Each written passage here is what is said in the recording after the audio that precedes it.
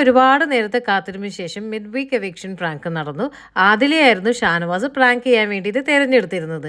ഈ സെയിം സംഭവം ഈ ഒരു എവിക്ഷൻ പ്രാങ്ക് നടന്നിരുന്നത് സീസൺ 5 ശോഭയായിരുന്നു, അഖിൽ മാരാറുടെ സീസണിൽ.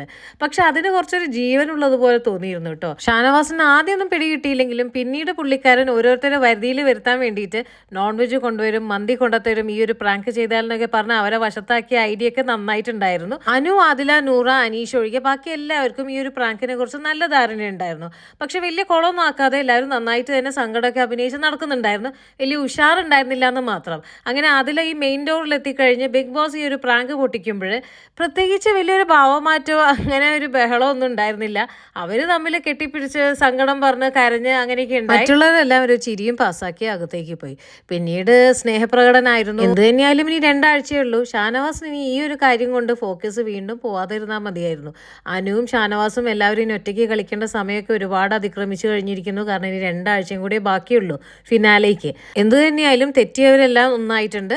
പക്ഷേ അനുവും ഷാനവാസും നല്ല സ്ട്രോങ് കണ്ടസ്റ്റൻസ് ആണ്. ഇവരുടെ ഗെയിം കളിക്കാൻ മറന്നു പോവാതെ ഇരുന്നാൽ നല്ല കാര്യം തന്നെയായി.